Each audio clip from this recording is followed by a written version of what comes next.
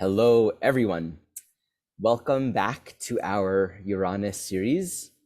We're doing Uranus in the sixth house or Virgo. So, as always, let's tune in to the Uranus archetype. To the Virgo archetype, sixth house, and then add Uranus. Just had a thought though. I have a Virgo ascendant, so actually it squares my Uranus. I'm always thinking about how I can improve all the little things in my life. And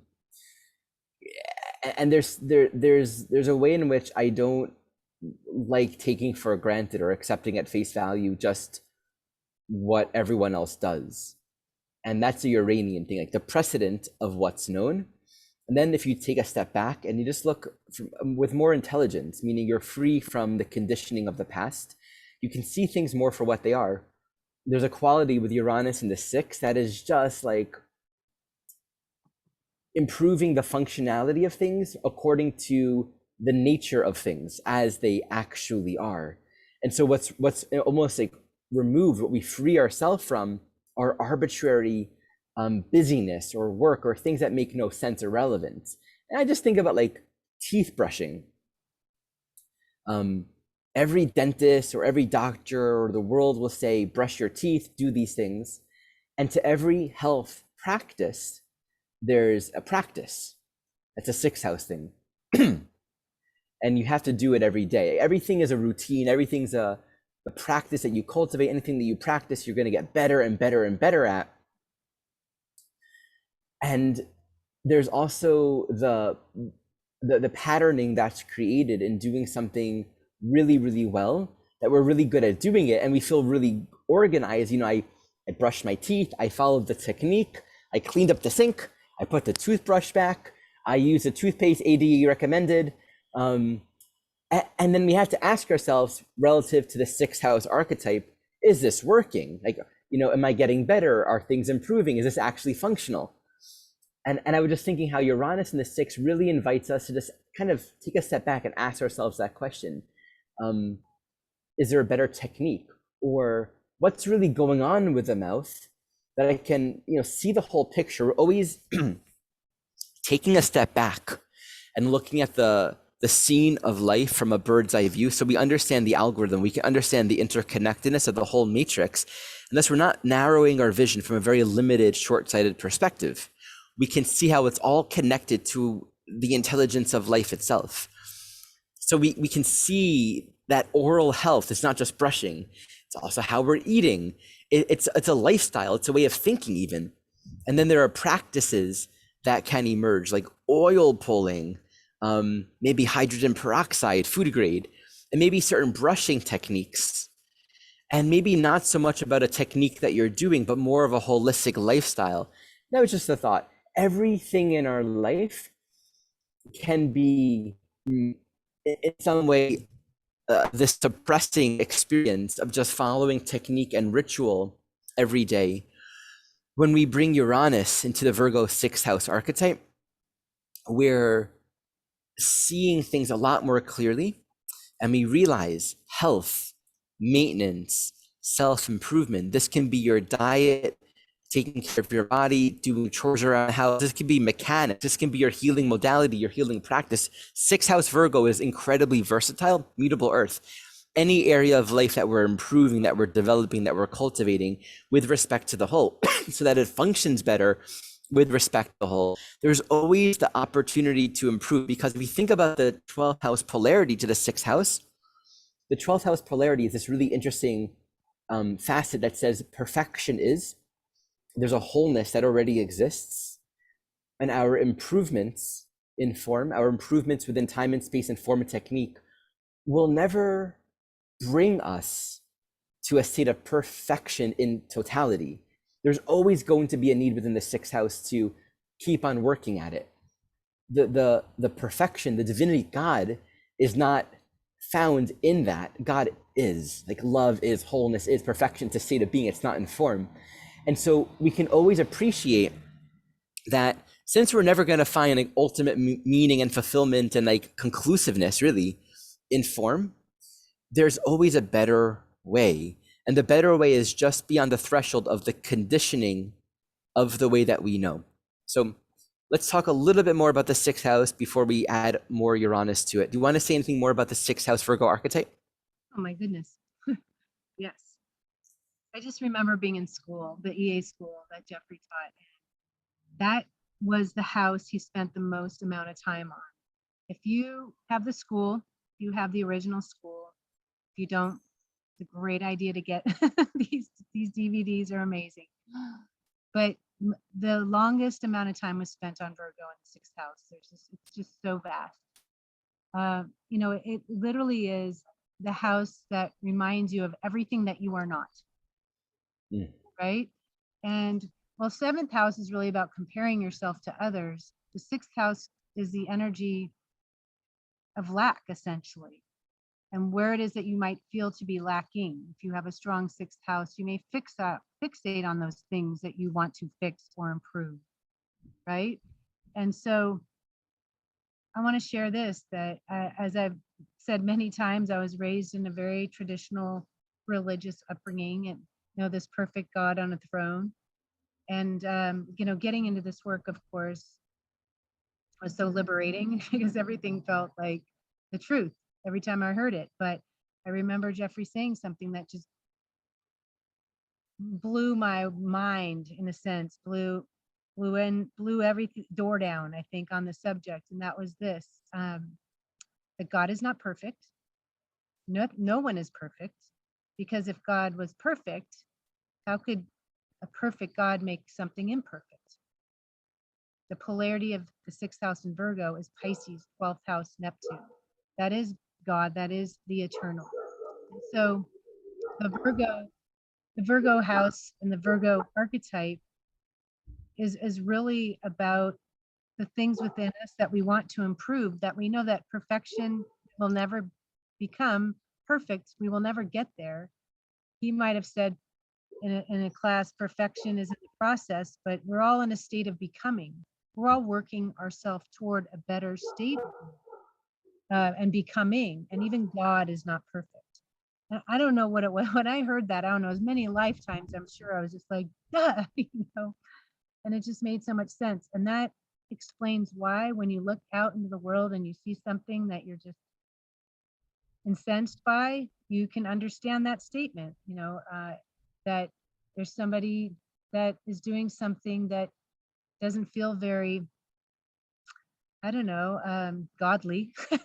You're thinking, how did God create this, right? Where does that come from? And so when we're dealing with the Virgo archetype, it's really important within ourselves to know that we're never going to be perfect, that we're all working toward a better version of ourselves. And it is through these techniques and practices that we do every day to better ourselves, to better our world, that's where the healing happens. Simply in moving emotion. Emotion is healing. Putting yourself in motion is healing. And I want to share this too before we get going too deeply into this, is that I had a client who said to me, she said, you're going to love this one, Ari. Everything okay over there? We're both out in the I'm just hearing the farm animals, and I'm like, uh-oh. As long as the dog isn't playing with the chickens, we're good. Okay, let me know. Let me put you on pause for a moment, actually. Yeah. Okay. Okay, so before the pause, I was sharing about a client that she said, okay, Kristin, you know, went through this really terrible breakup, but I'm ready to, you know, get back on the horse. I'm ready to get back into the dating game again. And of course, my first concern is this rebound? How long ago was this breakup? She was literally left at the altar and devastated by it. And she said, well, it was 25 years ago. 25 years later, she was finally ready to get back out there in the dating world and meet her match. And I said, well, what have you been doing for 25 years? And she said, cleaning, working. You know, I can't remember her chart exactly, but such a strong sixth house.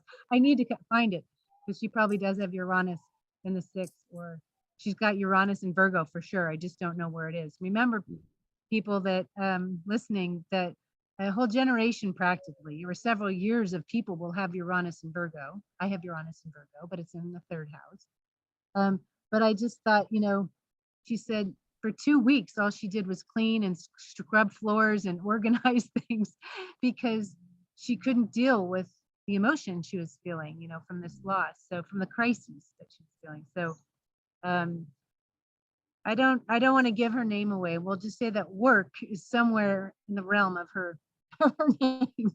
And so sometimes just the act of moving and putting effort towards improving something will help us emotionally, even if it has nothing to do with what we are going on emotionally.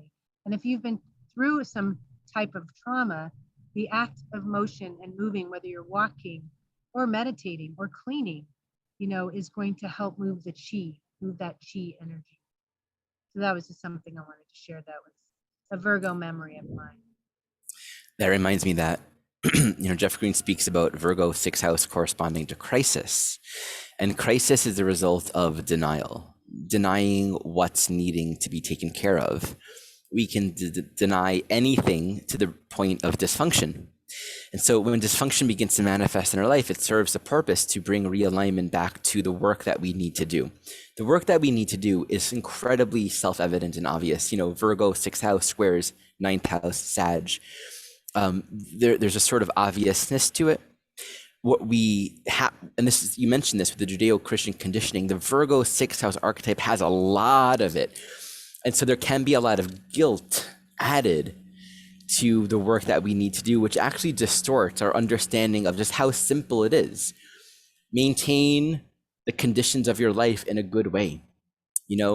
Got dishes, do them. You got a body, make sure it's working well.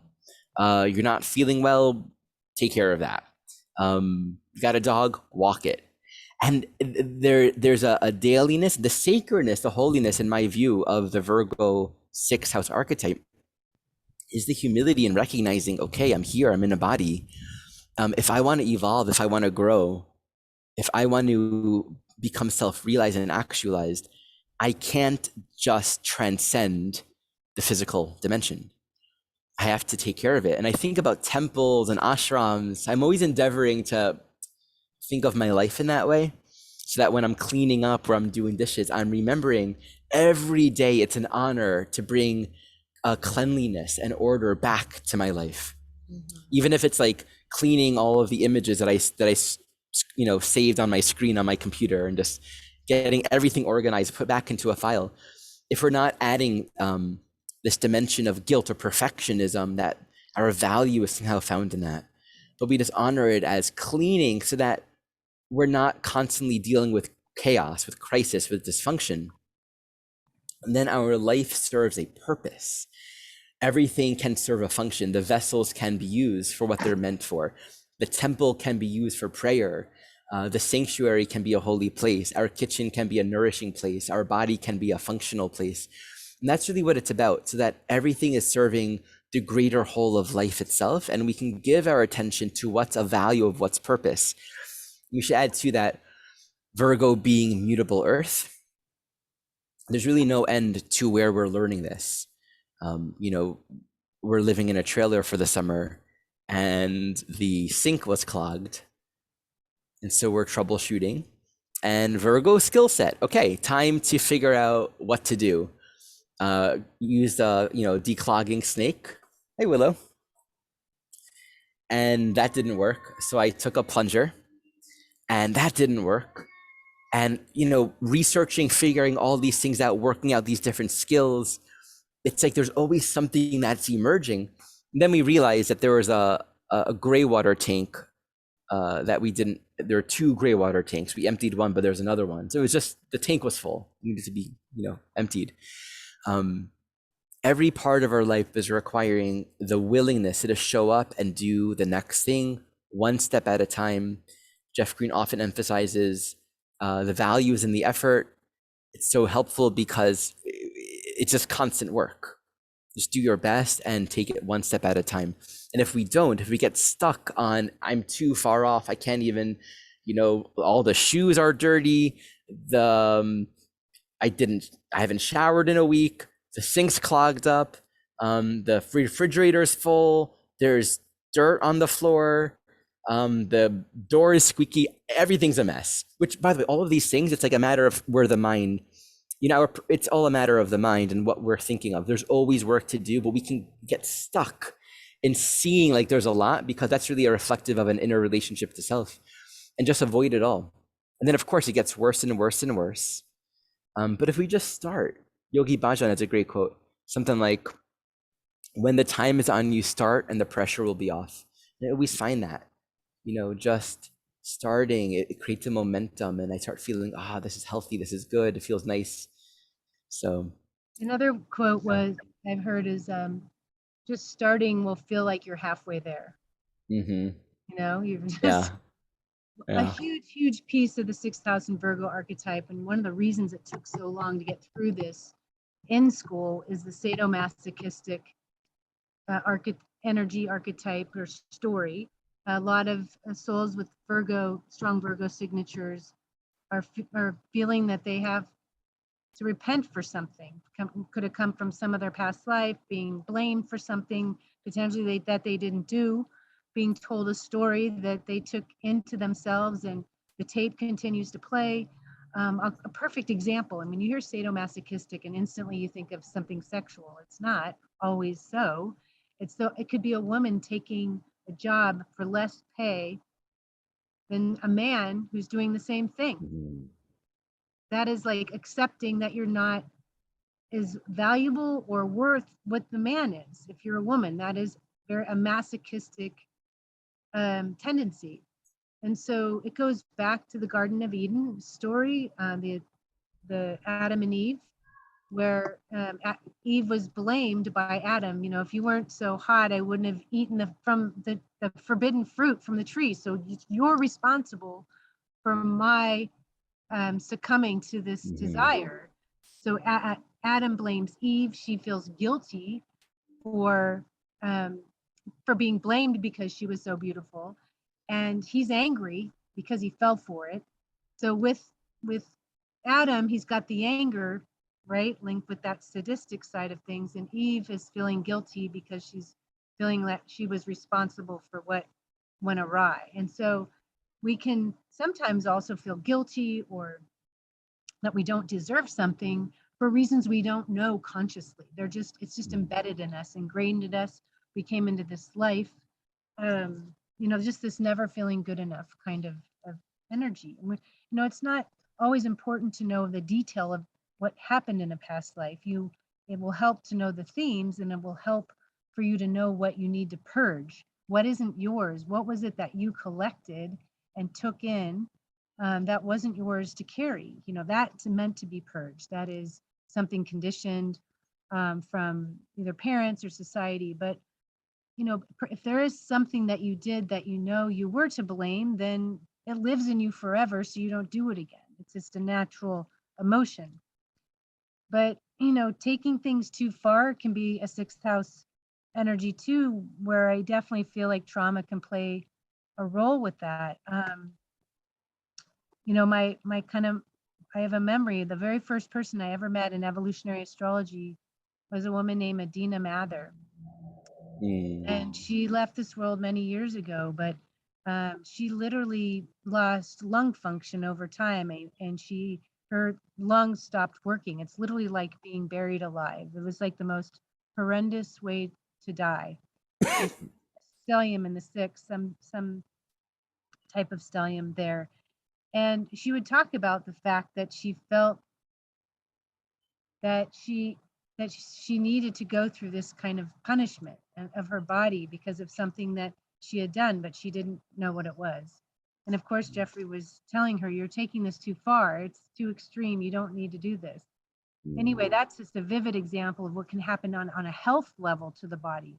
Your thoughts affect your emotions and vice versa, but all disease and dis-ease is rooted in emotional unrest. And so our emotions can create physical ailments in our body. We all know that when we are feeling emotionally sick, we can make ourselves physically sick. And I would say too, being like a hypochondriac type of soul, because of perhaps maybe someone died in a past life.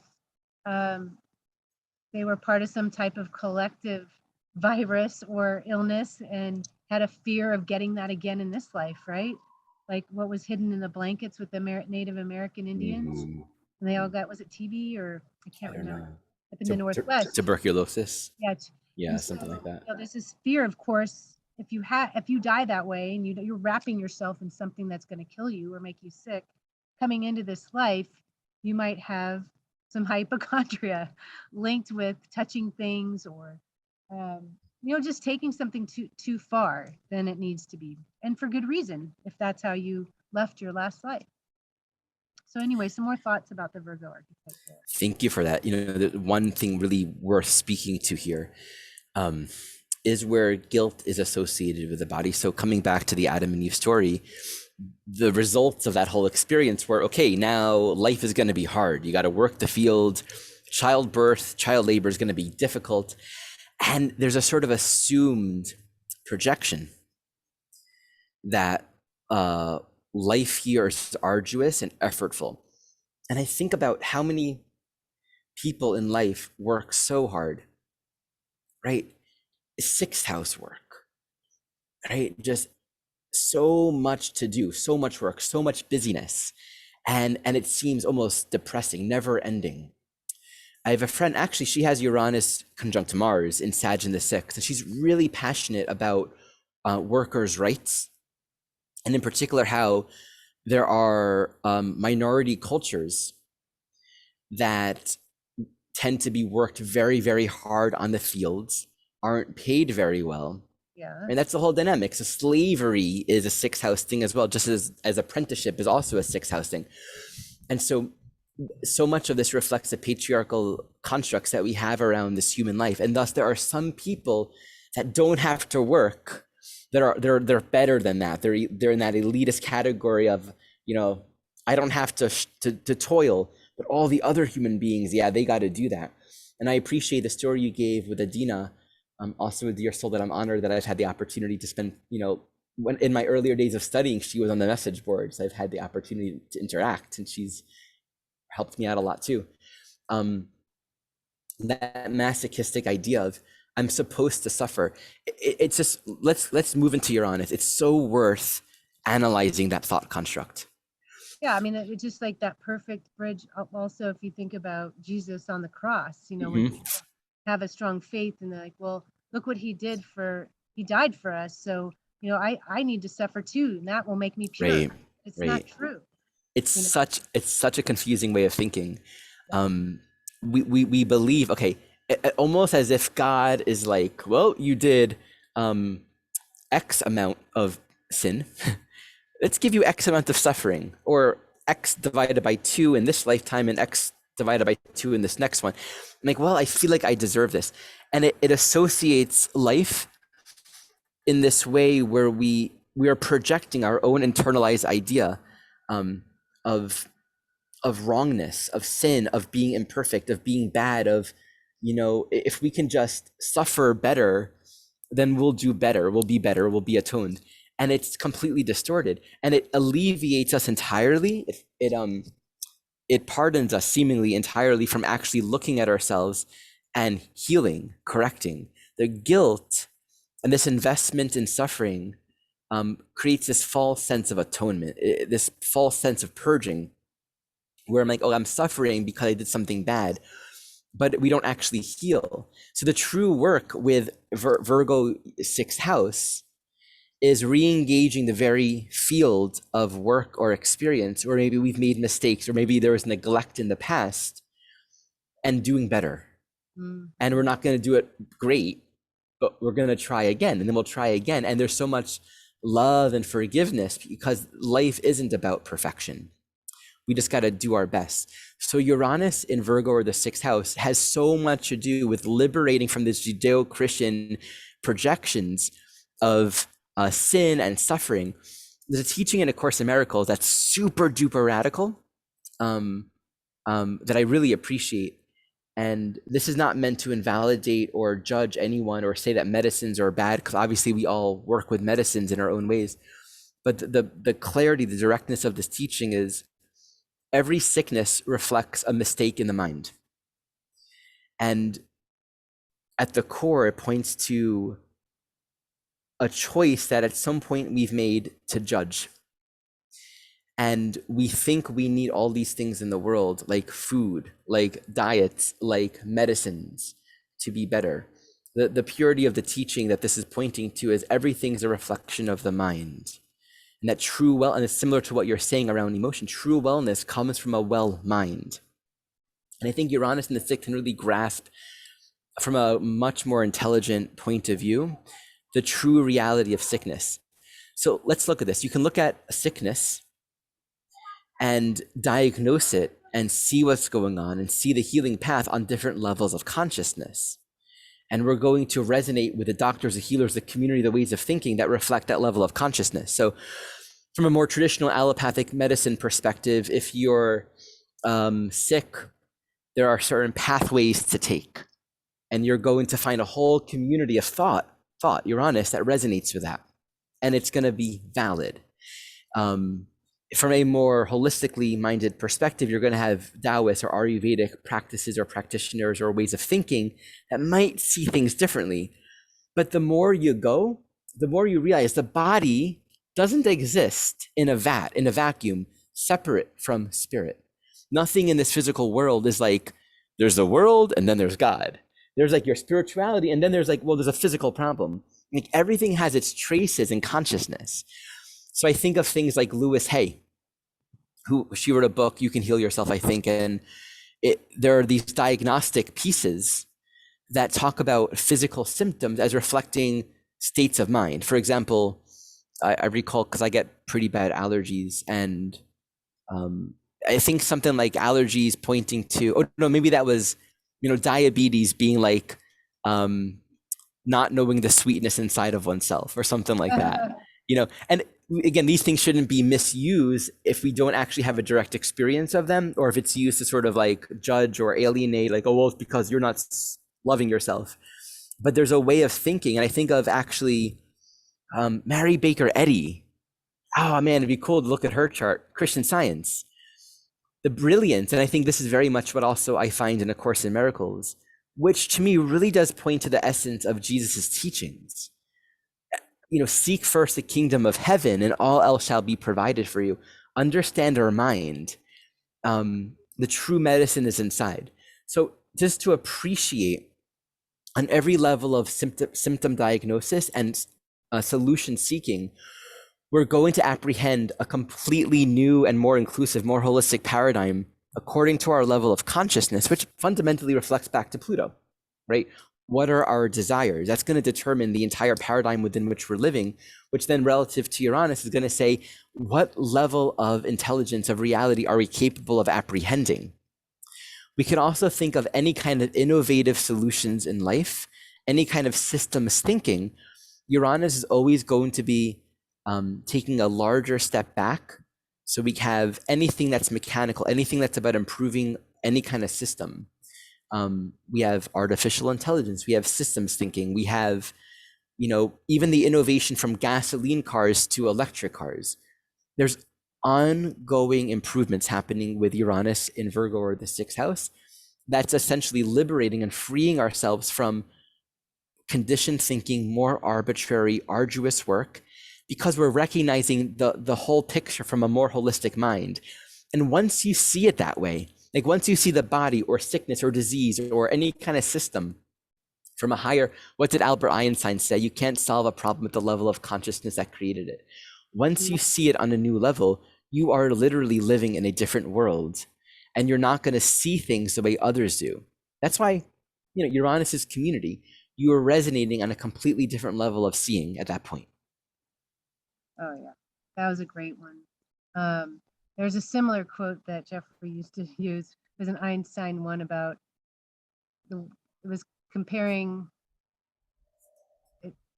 brilliance with, or genius with mediocrity. And I'm going to have to find it before the show's over, but he used to love saying that, using the sixth house analogy. Yeah, you can't solve the Mediocrity will problem. always persecute. Yeah.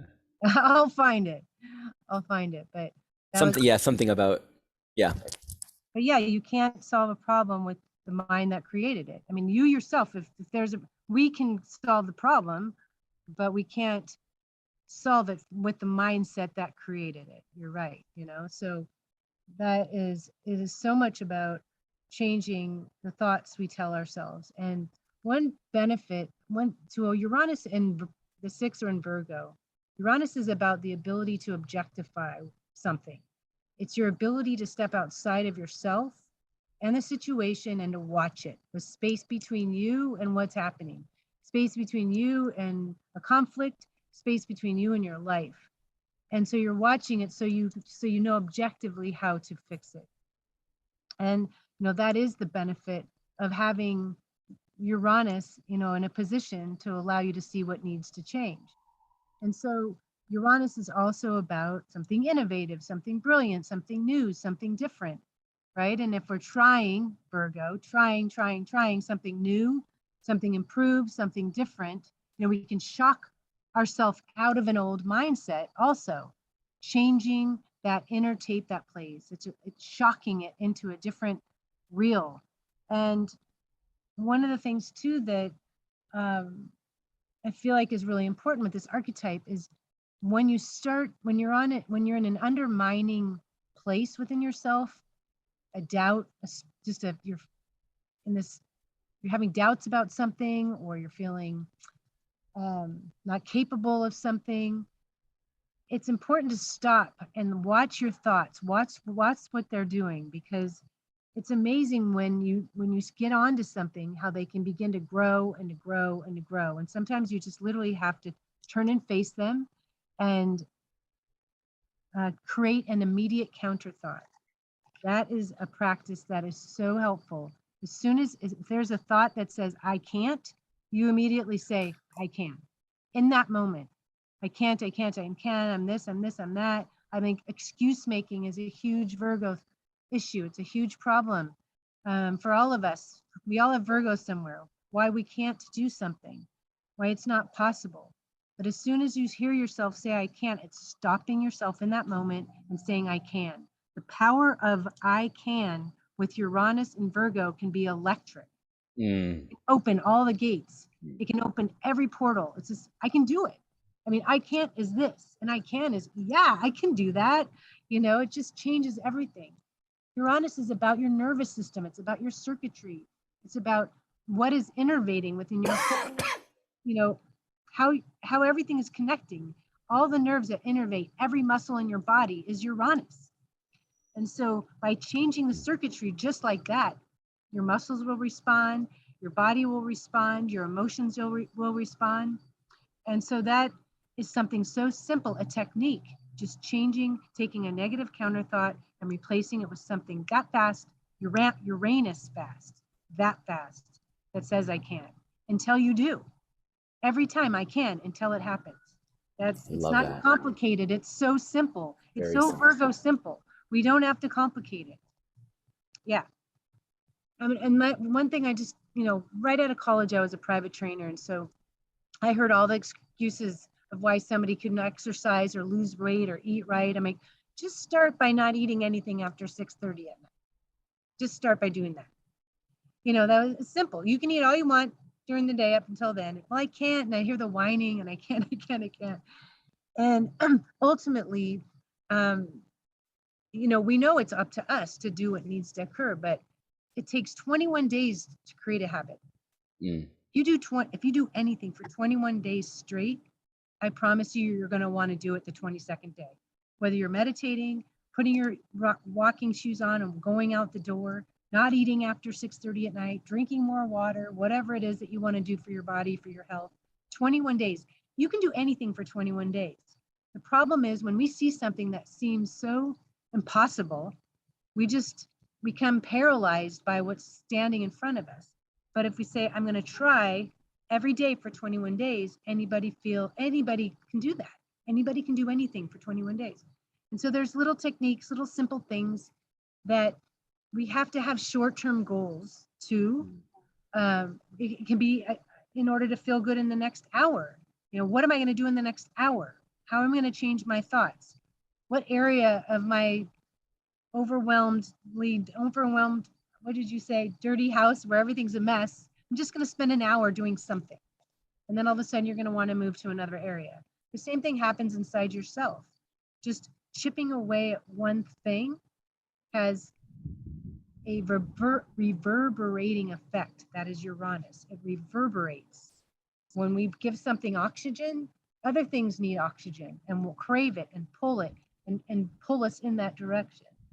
After 21 days of exercising, you will not know what to do if you don't. It will just make you feel terrible.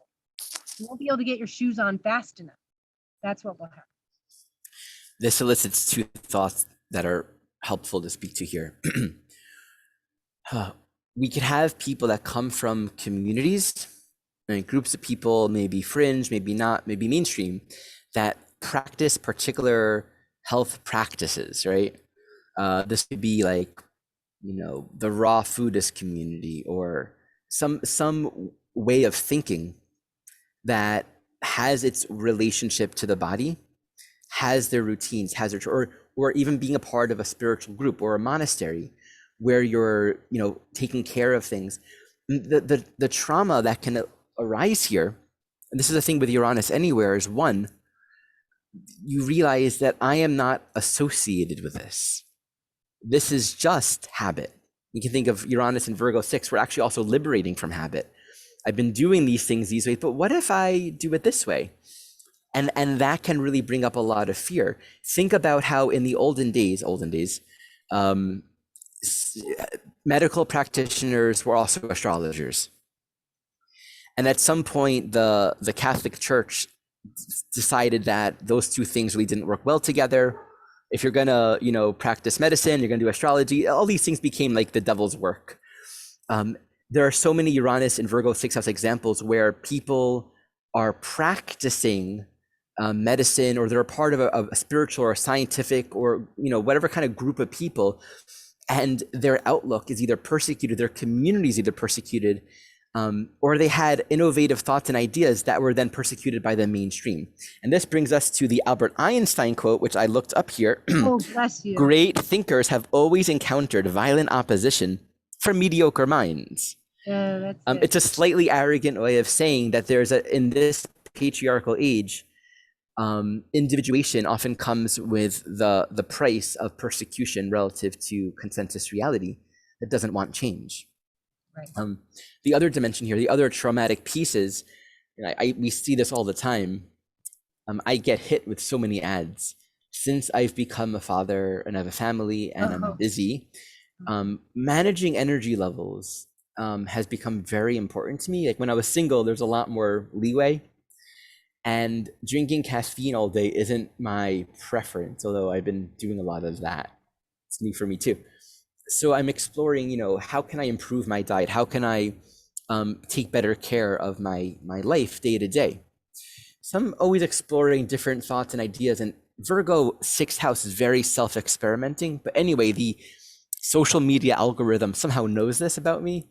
And I'm constantly seeing advertisements all over the place for these diets and different health food things. And here's a Uranus in 6th house issue. This like new diet type thing. It's like, I'm just gonna thrive on like electrolytes, you know, and we can actually apply that 6th house perfectionism to a sort of frayed, fringe, almost elitist even, dissociative way of thinking, where you actually fray your nervous system, you create crisis by way of some kind of extremist or even paranoid. Bread is really bad, like, you know, bread, gluten, cooked food, anything that was touched by a monkey, like something that is totally associated with a particular way of thinking that can have a sort of paranoia in it, maybe as a reaction to consensus ways of thinking, the standard American diet of eating way too much carbs and, you know, too much dairy or whatever. So we can go to this extreme that is also very dysfunctional, just as much as we could have Uranus in the sixth that liberates from all of that. Like, I come from a community of people that are very strict and unique. They're Essenes and they fast every 2 days and all these. I'm not making fun of any group or Essenes, but I know that I have a strong past life connection with that. But there can be these particular ways. And then Uranus in the sixth is like, why are we doing this? So just to offer that perspective in any particular direction, whether it's liberating from mainstream thinking or liberating from fringe thinking, or being persecuted because of one's thinking, there's so much here around the practice and the application of medicine, of diet, of ways of living, where there's a lot of trauma, but also a lot of healing and liberation. I think it really comes back to, it's not about the perfect way. And that's what we're always reconciling with the sixth house. I know people who would just eat whatever they want to, and they smoke and they drink a lot of caffeine, but they're really healthy and they live really, really long. I know of cases like that, and people that are really healthy and doing, and they get cancer, and the reverse. I don't believe you can find the most intelligent, highest way of thinking diet and find some sort of perfection. I think healing is deeper than that. And I think that's a part of the teaching of the sixth house. There's constant improvement. And I'll just close this piece with this. Your path forward in life is your path forward. The path to work, the things to work on are yours, and we can't try to compare ourselves to what other people do. And I think that's a big part of what we reconcile with Uranus and Virgo or the sixth house. What's my work to do? Not so much trying to fit into a group or a way of thinking. There's a personal sense of destiny that actually emerges with Uranus that reflects the unfolding, the unfurling of our own individual nature. And it points back to who we are as we are created.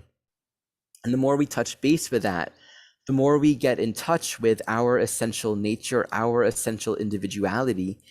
And we're drawn to, I really want to practice this practice. I want to study this thing. I want to try out this diet. And if we're not trying to belong with another system or crystallize what isn't supposed to be crystallized, to not make Uranus into Saturn, then we're going to find ourselves continuing to awaken to our true nature and to something that's beyond the next new thing. Definitely. So should we take a look at some charts? Yeah, definitely. Awesome. Definitely. Okay.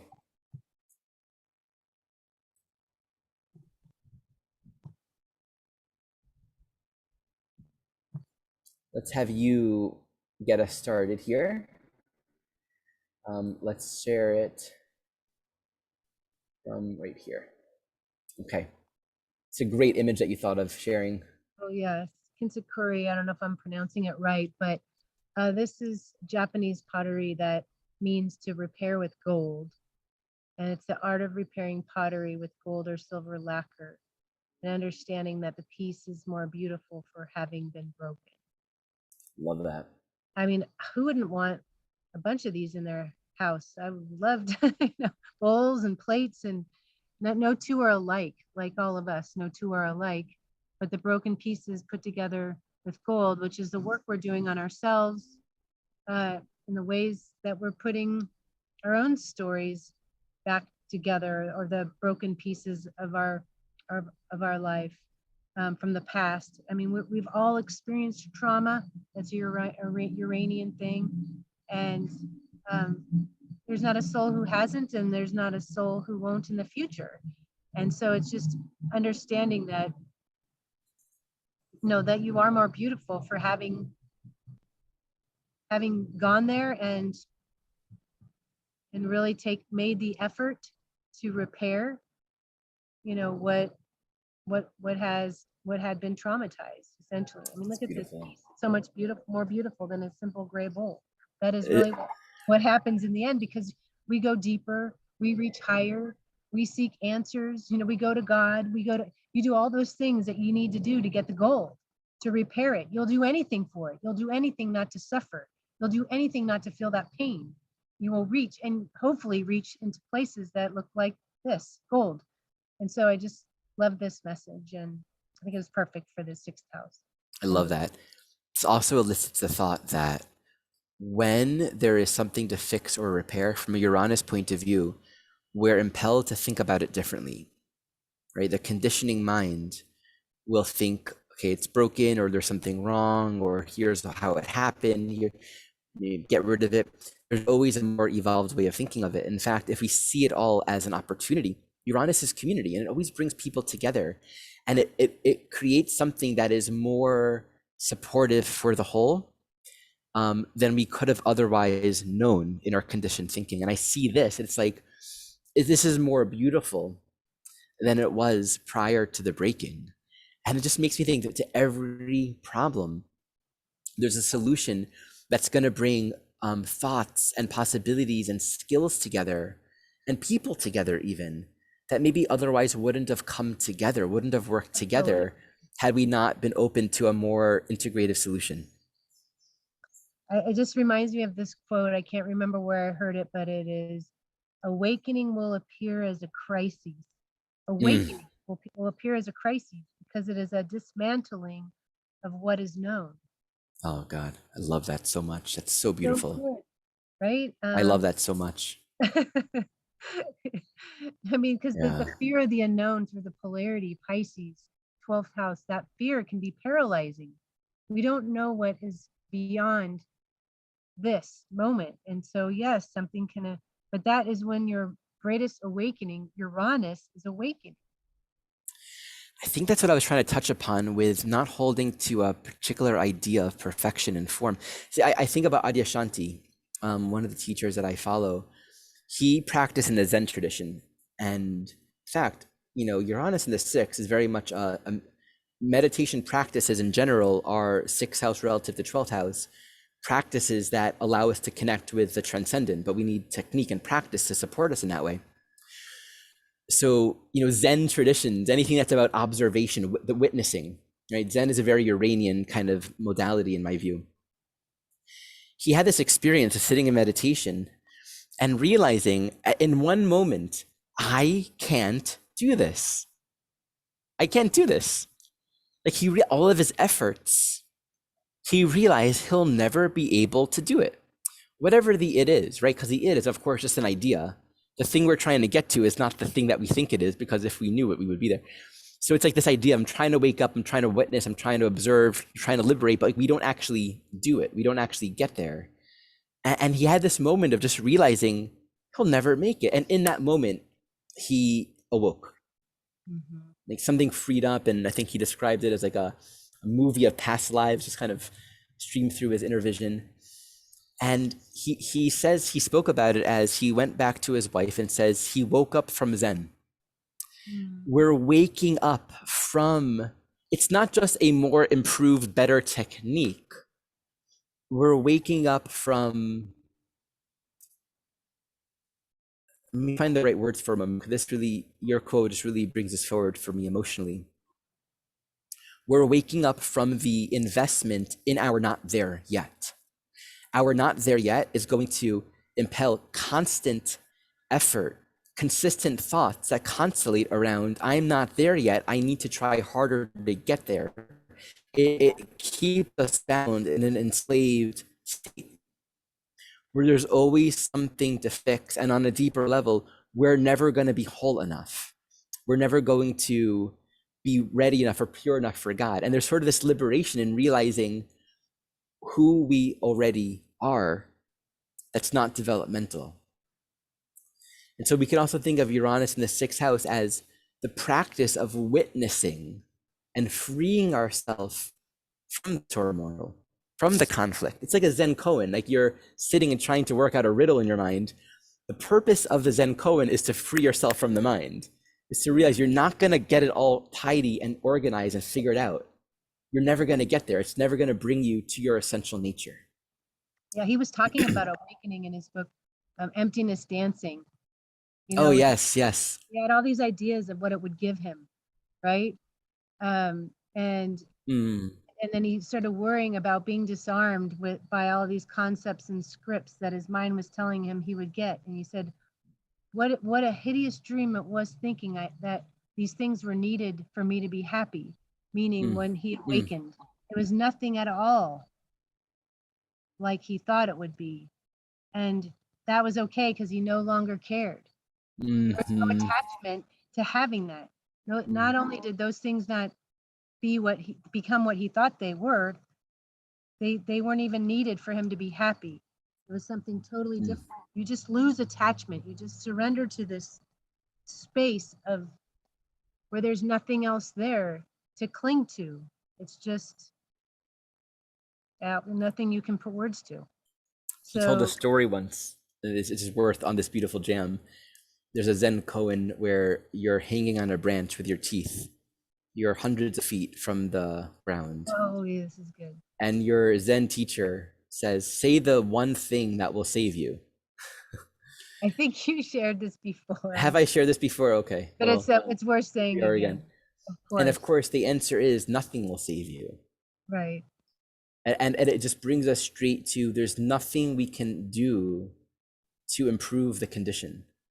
And the mind can conceive of all, I mean, and in this world of experience, we're constantly conceiving of better and better and better ways. Then we can also just let go and realize there's nothing we can do to fix our problems. We can free ourselves from the investment in them. I think that's a very Uranian realization. Yeah, absolutely. All right. Want to get into our first chart? Let's do it. Oh, this is so good. Okay, last fall, Ari came to me and said, "Hey, what do you think about doing a Uranus series through the houses and signs?" I'm like, "Sounds great." And not long after that, or it might have even been right before that, I remembered seeing this incredible documentary that was, I think, aired on Disney. It may still be there, called Free Solo. And I immediately thought of this particular soul, Alex Honnold. I hope I'm pronouncing it right, because literally the whole thing took my breath away. I'm telling you, I don't, anybody who's afraid of heights, or, I don't know that I'm afraid of heights, but some of these angles with the drones were just insane. Yeah. So he was the first human to ever climb El Capitan in Yosemite without ropes at all. Free solo, hence the name, free solo. I mean, look at this picture. Are you kidding me? He has nothing holding him there. And so I thought, wow, you've got to be having some kind of strong Uranian signature to be able to detach at the same time to be able to pull this off. And look at this Uranus and Sag, of course, he's this outdoorsy guy in the six, trining his Mars and his Mercury. Yeah. Now, before we get into the Uranus position and some things that I learned about him in the documentary, and I highly recommend it. There's a love story in it too. It's got everything. True story, happy ending. Is that if you see the chart, he's got Mars and Mercury squaring the nodal axis. Mars and Mercury and Leo are squaring the node. So he's attempted this before and not made it. He's perished, I'm assuming he was climbing because he has Saturn pretty close to the south node. It's pulling away from that. You can see this is something, he's a kind of a thrill seeker guy. He loves the challenge, but I think he's lost his life many times trying to do things like this. And so it's interesting because some of the quotes that when he was being interviewed, just were so sixth house, so Uranus in the sixth house. And one of them was this. He said, if you're seeking perfection, free soloing is the closest you're going to get to it. And the way that he would prepare for a climb, and he's literally climbing up a vertical mountain. It is insane. It is absolutely, just thinking about it makes my breath kind of labored, because I just was gasping at so many points in this film.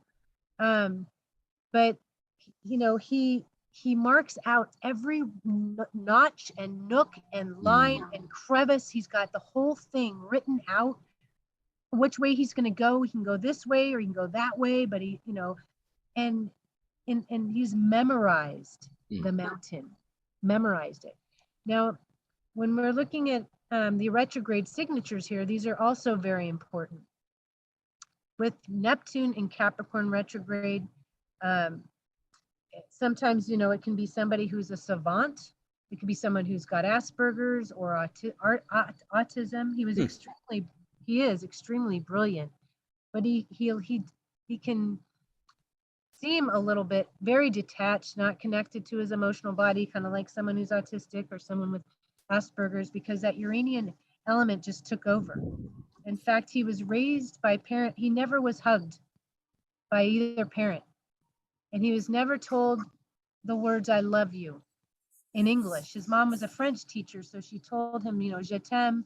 She would tell him, I love you in French, but never in English. And he was never held or hugged. And you can see Uranus retrograde also squaring the moon. And so the way that he felt that satisfaction or of achieving something, and then look at that strong fifth house. This is like go big or go home. It's in Scorpio, fifth house, and he's famous now for doing this. The way that he felt full or he felt accomplished was by like risking everything, going all the way, not part way, and doing something nobody has ever done before, which he has now accomplished. So anyway, he does fall in love.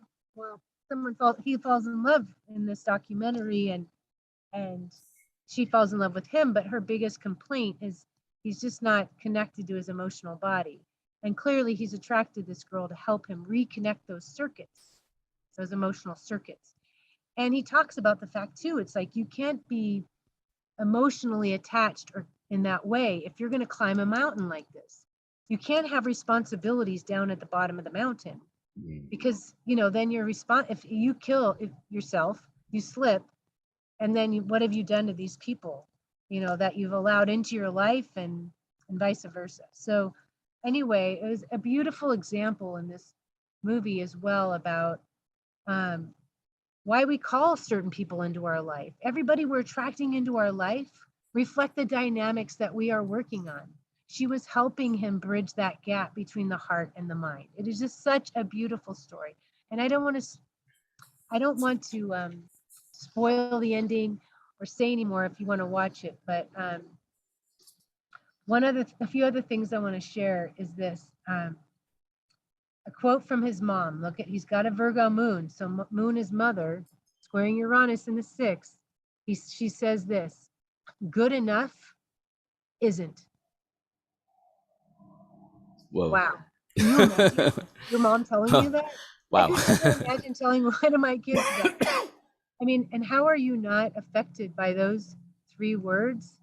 I mean, how are you not forever affected by that? Good enough isn't. 6th house Virgo. So of course he's feeling like no matter what he ever did, it wasn't good enough. So if he could climb this mountain or that mountain or that mountain, maybe he would be good enough. Yeah. I'm gonna add a couple of things here. Just really noting that Mars Mercury retrograde, it's like a part of his calling was to really trust himself, and like you said, mapping everything out. It's like the degree of mental self-reliance and self-confidence and courage that he had to draw upon.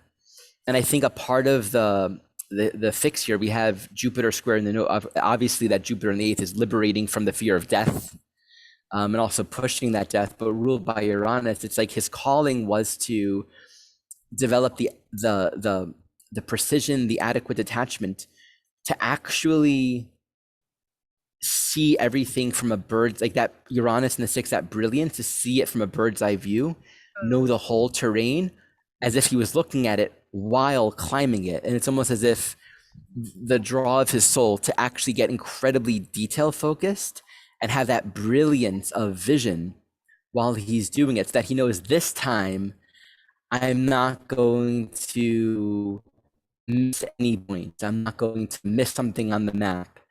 It's like and I could even see the strategy in having a detached perfectionist mom relative to his need to be incredibly precise and scientific and technical, achieve this unresolved piece. Oh my gosh, yeah. And it's mind over matter is what it is. And he had close climbing friends die. I think he even saw one of them die. I imagine. I mean, look at that. Your Jupiter and Aquarius retrograde opposing Mars and Mercury retrograde. He's watching it and he's still saying Yeah. yes. He's still saying yes. I have to keep Wow. trying. I have to keep going. He even said this. He said, nobody achieves anything great by being happy. Huh. Wow. It's an interesting one. An interest. I mean, you think about the greatest pieces of music, the greatest bodies of work of art. Like you think about your, what's his name, Pollock, and you think about Beethoven and whoever else. Like these great musicians or artists, and they were just who am I thinking of? I'm killing. It's on the tip of my tongue. Mozart, Oh, well, Picasso. I mean, and all of them. Picasso, yeah, that guy. They were not particularly Yeah. happy human beings, and so yet they were just brilliant and masterful with what they did. And so he forewent being happy and just knew it wasn't part of his program. What was part of his program was doing something someone never did, free soloing El Capitan and surviving it. I mean, unbelievable. Unbelievable. Did you want to speak to this, the Yeah, transits? the transits, yes. So of course I had to know what was going on. And it's important to note too, I want to say 3 months prior, and I could be wrong. It could be 3 weeks prior, but he did attempt this climb, and he stopped it. What's the word for that? There's a word for it. Well, he just did. Aborted? Yes, thank you. That was the word. I needed that word. Woohoo. All of his friends were down there filming this thing. They had drones. Everybody's there, and he just can win a certain distance, and something just didn't feel right in him, so he climbed back down. And this was the date that he ultimately did make this climb. And I mean, the transits are so incredibly telling. I mean, I think Saturn is so huge for some to attempt something like this. Saturn not only connects to the mountain and it's retrograde here, it's trining his sun sign, trining his sun. The sun rules his Mars and his Mercury, which are squaring the nodes. That Saturn, that anchoring energy was huge. He also had the ruler of Saturn, Jupiter, conjunct the moon that day and trining his natal Jupiter on one side and the sun on the other. Those are also huge. And then Venus, which rules his north node, moved in front of Uranus. It wasn't behind it anymore. It was a new phase, new beginning. Uranus, Venus conjunct in Aries, trining his sun in Leo, and Saturn on the other side, a grand trine. Those are all just incredible transits for him to be able to pull it off. And I would say, look at the transiting north node coming up to his sun there too. Yeah. I mean, trining Venus, oh my gosh, transiting Uranus and Venus, exactly trining the north node and sextiling the south node. That is this precision. So he does have a strong intuition with Uranus in Sagittarius. He knew it wasn't right the time before, and this was it. This was the day he did it. Amazing. I love that story. The ability to stop and know that it wasn't right, he didn't feel good about it, I think is a part of the healing with that Mercury Mars, right? Which can very much be wanting to push through anyway and being reckless. So I think there's probably some sort of healing in that experience of everything being ready, but trusting himself and deciding not to go all the way. Trusting himself is key. I think, he's a limit pusher with all that Scorpio, right? All the fifth house Scorpio. He's got Jupiter, the ruler of Uranus and Sag, in a Scorpio house in Aquarius. This is where the problem happened before. He went too far and risked too much. And he probably knew it at the time and went anyway. So he has all these memories inside of his soul to, like you said, to trust himself and to mind those limits and to know when he's prepared enough. That's the sixth house and his moon in Virgo. All his little notes about every little crevice, and he's done all that he needed to do to prepare, and he was ready to go. Love that. Anyway, I love this chart. I've been waiting 6 months to talk about it. I'm going to have to watch this again. Also want to say, we can even come back to this a little bit when we talk about the eighth house. Just with Jupiter in Aquarius in the eighth house, he had to have a very detached relationship to death. Totally. And a perspective on it that didn't mind. That's like, there's no way to do what he did if he was too attached. And that's what you're saying. Like, you can have a Yeah, lot of attachments and responsibilities, and yeah, like even seeing your friends die. It's like this is like a beautiful example of Jupiter optimism in a way that you wouldn't usually think about Jupiter optimism. Like, okay, if I die, I die. right. But I think it's happened before to him a handful of times, and he just knew what he needed to do. He knew what he came here to do. I mean, that all that Leo in his chart with the strong fifth house, Sun, Mars, Mercury, is a soul who's come in with a special sense of destiny. Yeah, And I can't leave this world unless I have attempted at yeah, it and taken every risk necessary. yeah, Or, because then you leave feeling like you didn't do enough. yeah. And that freedom to follow one's soul dharma, knowing that we just have to walk that path, even if there's the fear of loss, the fear of death. Like, this is such a great example of what it's like for a soul to fully claim their individual path to do what they need to do. Whereas for another person, that would be totally insane and irrelevant. For this soul, this was necessary. This was a part of his Totally, soul journey. absolutely. By the way, A- I'm very curious what's next for him, Exactly. You right? took that With right out that, of my head. I yeah, was with that thinking, Saturn South Node in the fifth, I'm like, okay, now that he's done that, can he move on to a different phase of life? If you know what I'm thinking. well, I know that he's still climbing. And I know that oh, this is why, Laura, you have to watch this. I'm telling you. I Um, have to watch it. I'm just telling you there's a happy ending, and he's Oh, softening. okay, okay. He's softening, and he's um he's embraced his evolution, in my opinion, because he accomplished what he came here to do, and now the next mountain to climb is his emotional body, and Wonderful. to be in an emotional relationship, to have a family, all of it. Okay, That's the there next you go. mountain to There. climb. That's that Saturn South Node being able to heal those pieces. So Yeah, I was wondering exactly. about that. And by the Cool. way, his dad died when he was, I don't know, I want to say a late teen or something. Okay, okay. Saturn South Node, and so no, Out of curiosity, how did he die? um, I don't remember. Okay, I don't remember. okay. Let's I move think on. it was unexpected. Oh yeah, Jodie. Okay, you can start this one. Well, I don't know much about Jodie. This is a chart you chose, so I mean, the signatures we're looking at here are Uranus and Virgo. Let's see, it's conjunct to the moon, so this is a very essential signature. It's opposite Jupiter, Chiron, ninth house, third house axis. I don't know much about Jodie, so I would actually ask you to introduce her. Okay, Jodie Foster. Oh, I mean, and it's the ruler of the South Node, Saturn. So this is, and it's in conjunct. So this is a strong Uranus here. huge. I mean, we all know. I mean, you were talking about she's a huge human rights activist, female activist, and really strong proponent of the underdog, etc. I mean, she obviously this is a generational thing. We don't have it in the sixth. She's got it in Virgo. A lot of people do have it in Virgo, but it becomes so much more pronounced to have it conjunct the moon because she's a woman, right? And she's got this moon in Virgo. So all of a sudden it feels like this moon is plugged into Uranus.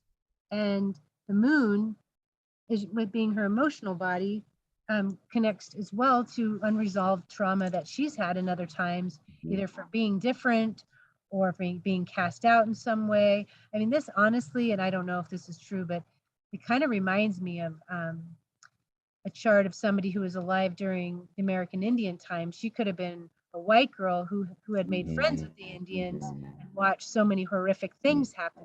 I sense that she was not a Native American, but that she was a white girl and befriended the Indians. But she might have been raised by the Indians as a white girl and then had to watch them perish in another time because she's had a lot of lives in tribes and natural cultures, Mm-hmm. been connected with people and raised by people that were not her family, so were not her culture. It's kind of like going across the country in a covered wagon and having Mm-hmm. what was that movie? Dances with Wolves, where the Indians abduct the covered wagon, and the parents are killed. They're missionaries, and the two children survive, or the Indians raise the two children, and the girl is called Stands with Fist, but she's a white girl and raised by the Indians, Lakota Indians, I believe. And so this chart reminds me of that. So it's almost in her blood to defend the indefensible, really. And just the movies that she's chosen, to be in have been so Uranian and What are some of the movies? Contact. Did you ever see Oh, that? Contact. Yeah. Oh my God, it's so That Uranian. is a huge one. But I'm remembering there's one I wanted to bring up because another one of my favorite actors in Silence of the Lamb. Uh, help me. The Hannibal guy. Yes, why am I blanking on his name I right forgot his name. Yeah. now? It'll come to me. But you can Google it. Will you look up his name while I'm talking about this Sure. chart? Um, anyways, he's from Wales. I should know this. But so she's a psychologist in Silence of the Lamb, and Hannibal left her. He's killed all Anthony these. Hopkins. Thank you. I don't know where that went in my brain. Anthony Hopkins, seriously one of my favorite actors. And so he's, killed so many people, and people have no idea how he's gotten out of the cells he's been in, but he's a mastermind, and he's outsmarted everyone, and she's been in there interviewing him and talking to him, and they're developing this relationship. Anyway, she leaves this place where he's been put in a cell, and he does get out of the cell, breaks out of the cell, and kills a few people while he's at it. She doesn't know about this, but she's at home, and it's dark. She's getting ready for bed, and she's in the kitchen, and she hears something in another room. And the whole movie, it's a psychological thriller. You're on the edge of your seat, and you can barely breathe. At least I could barely breathe watching this. But she knows he's in her house. She knows he's there. I mean, you can look at this chart of hers. She has been so close to the scene, to the war, to the end, to the carnage. She's seen it, so she has seen so much. And she just wants to know why. Why are people doing this or that? Right? This eighth house she has, a stellium and Scorpio. She wants to know why, and she's asking him all these questions. And she really wants to fix him, to be honest. Hmm. She wants to help him. She wants to fix him. She wants to get to the bottom of it. So here she is in a dark house, walking to the room where she knows that he is, and there will be no mercy. He would happily, take a bite of her Adam's apple and it'd be all over. I mean, he just said the most heinous ways that he was killing people in this movie. And so she walks into the room where she knows that he is, and she's holding her gun like this, trying to feel her way to where he is. And she hears something. She cocks the gun, and it creates a spark. And that spark from her gun shows him where he is in the room, and she finds him and she shoots him. And she kills him. She kills the bad guy. And I just feel like, oh my God, first of all, for it to have Uranus and Virgo, I mean, this is already feeling like, you're the underdog, or you want to help the underdog, or you want to fix the crazy person, whatever it might be. But also she has the courage in this case to face it, to turn and face it. And sometimes turning and facing it is turning and facing our own fears, turning and facing the demon within inside of us. But I love the Uranus spark in that movie. The spark that she, on her gun, allowed the woman, to beat the demon in that case. It was just an incredible movie. So perfectly reflected. And even with the Pluto Uranus balsamic, like, I think she's had a lot of lives where she wasn't the one who won, right? The authority, the larger race or whatever was the one who won. Such a big, I don't know much about her, but I'm aware that she is definitely, you mentioned activist for the underdog. And I definitely either third individuated or early spiritual, just this soul that cares about the environment, cares about underprivileged people. So Uranus and Virgo in the ninth, ruling that second house, Saturn, Aquarius house node, is such a deep concern for how are we treating the earth? How are we treating resources? How are we treating people that don't have privilege to the same resources? What are we doing to the world? I've often seen strong ninth house, third house as very strong environmentalists. So this Uranus and Virgo could also be healers of the earth, right? People that are fixing and correcting the ways in which the collective, in their ignorance, in their lack of greater thoughtfulness for the future, for future generations, have created something that just has gotten us into a huge mess. And then ninth house, speaking the truth, caring about nature, being profoundly honest. I've never seen Silence of the Lambs. Maybe now I will. I don't like horror movies, but now that I know that she wins in the end, I'm actually not as afraid to watch it.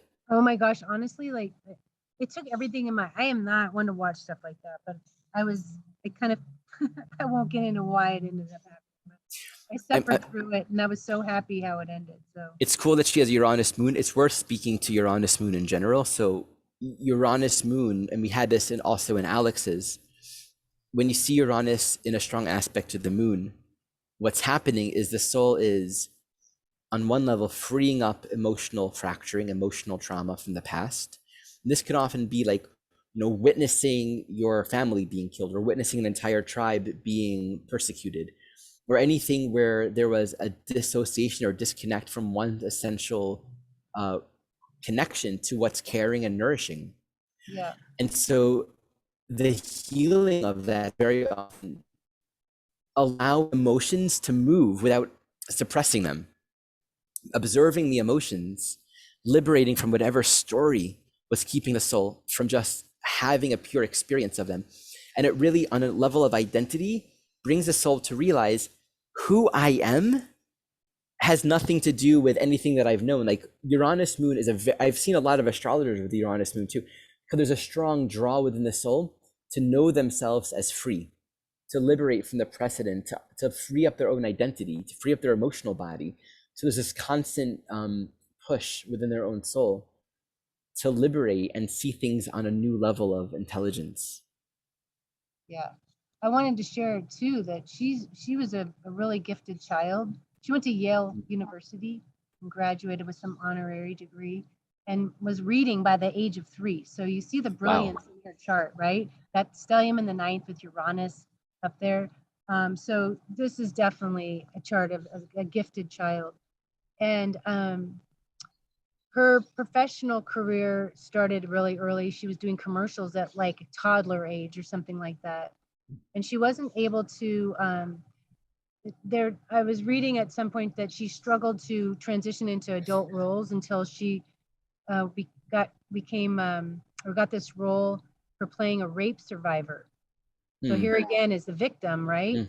A rape survivor. She garnered a critical acclaim for that role. And so it was The Accused. It was called The Accused, and she won an Academy Award for Best Actress. So she won an Academy Award for Best Actress for that, a rape survivor, right? And now she's also in Silence of the Lambs. She must have won something for that. I can't imagine she didn't.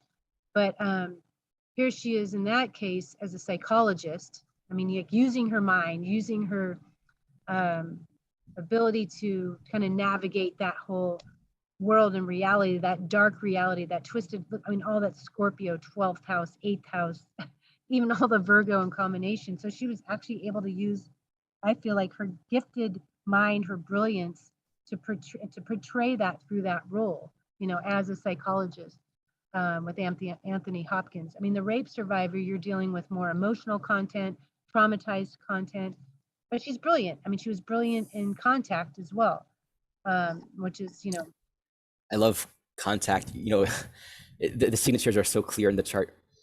Foreign species making contact on the earth. Uranus in ninth right, ruling Aquarius second house. exactly. Anyway, just to speak something you mentioned, just the clarity of the astrological correlation. A group of people together with all of their resources migrating across the country, this group being a minority group or minority race, is that second house Aquarius South Node Saturn ruled by Uranus and Virgo in the ninth. Like those signatures are so clear. And it's like her soul is so familiar with what it's like to be an outsider or to have witnessed that, to have been in some association with that in the past. Right. She's also she came out in some speech, I think in 2013, but she never used the word gay or lesbian in the speech. You know, you've got Saturn on the South Node. You know, you're just trying to be in her, I don't know, just still guarded with it all, right? And there's still that I don't want to be judged by this, or you know, whatever it might be. But um, of course, just you know, by virtue of her coming out in that way, it's going to empower and encourage other women like her to do the same. So I feel that was, you know, it's always an important thing to be honest with who you are in the world, and of course she's done that. But a very brilliant, I mean, Yale University, very conservative, very brilliant, very, you know, ivory tower kind of reality, and then moving into movies and coming out. It's been a big life for her, for sure, in terms of getting her power back, feeling empowered with her role in the world, how to be a voice for others, um, and to play a role to send a message. So Awesome incredible. example. It's been a long class, but we got to mention this guy Okay, and maybe we'll just mention him. I like your reference. picture. That's perfect. I mean, hey, here's the facet of brilliance. I remember hearing, I shared this, yeah, I shared this with my students. It's not on YouTube. I remember hearing that when he would record music, he would go to every corner of the room, at least for some songs, and whisper at a very low level the melody and then the harmonies many times over, so that the recording equipment can record the sound and the harmonies from all these different angles and all the different the way sound bounces through a room to make it perfect. And his technique and his practice of the technique, so Leo and the six can be incredibly precise when it comes to their own performance. And we know that about Michael Jackson. He's an icon for his voice, his dance technique, the precision, the beauty of it. Jeff Green speaks about Uranus very often as corresponding to where something happening in one part of the world or one particular character can reflect something that blossoms simultaneously everywhere. He became an icon of a particular style of song and dance. And he was like the symbol of that zeitgeist, of that collective evolution. And of course, it's with Venus, like all the signatures are super clear. But yes, all balsamic to that Virgo, Pluto in the sixth house. He's a prime perfectionist in a very deep way, and that's very clear as well. I would just say he worked himself to death. Yeah. He worked himself to death and then had to take, well, just the drugs, the substances in order to sleep, right? Because he's just wired all the time, and maybe to take away some of the pain from everything he had to do on the stage. Yeah. You wonder, I have to lastly would just say, you wonder, look at that Sun Pluto balsamic, because the sun becomes station here. You wonder what is next for a soul like that? What's the next life? What is it? I mean, you know what I think? What? That Sun, Pluto relative to that North Node and that Venus conjunct Uranus. We saw this coming through in a lot of his music and a lot of what he stood for. So much of what he was cultivating was acceptance of perfection, right? Be honest with yourself, look at yourself in the mirror and make a change. He struggled with self-acceptance, with knowing that he was okay as he was, even while he struggled intensely with these things. I think ongoing path, I'm sorry, that North Node is in the 8th house, even though Libra in the 8th. I think still an ongoing part of his path is coming to a deeper place of I'm worthy of love as I am. Being more available for intimacy in imperfection. I think that's going to be an ongoing part of his journey. To the point where that message can actually be deeply impactful for many others. Well, whether you're Prince or Michael Jackson, you don't leave the world that way and not come back and do it again. Prince had the South Node in the 6th house. Wow. Also a perfectionist in his work. Also, this unfinished business that they leave this world with feels to me. I mean, even though they just hit it out of the park, they really didn't need to do more in the music world, but it's so ingrained in their souls. I can't imagine them not being musicians, is my point. Oh my God, totally. There's so much of that. Honorable mentioned Edward Snowden, trauma in the work environment, right? And of course, the whole Sagittarius Gemini nodal axis, you know, Mercury in the 12th coming across collective information, you know, being a warrior or, you know, agent of free speech. Mars, North Node, Gemini first. But yeah, that Jupiter Uranus is bringing forth the truth in the work environment that was actually of a traumatic nature that resulted in the whole dynamic of when you bring forth the truth and how the government forces at play do not like that. And yeah, all the things that we know about Edward Snowden. Just honorable mention, Salvador Dali, the impressionist painter. He was actually also precise. He was like a very good tech. A lot of these like alternative painters, they weren't good at also precise painting. He was excellent at painting things accurately, but he was also impressionistic. And that Uranus opposite Pluto as well, both square in the nodal axis and the Virgo Pisces axis, speaks to that. He was playing and almost like liberating from perfectionism. His whole trip, like kind of like, haha, perfectionism. So just another honorable mention. And I should say, I looked it up. Mary Baker Eddy, her south node was in Virgo we don't know the time, but her south node's in Virgo, north node in Pisces, squared by Mars in Gemini. So she wrote a book on healing with the mind, and she was working with that Virgo Pisces axis. So just another honorable mention. In fact, while we're here, her Uranus was conjunct Neptune in Capricorn.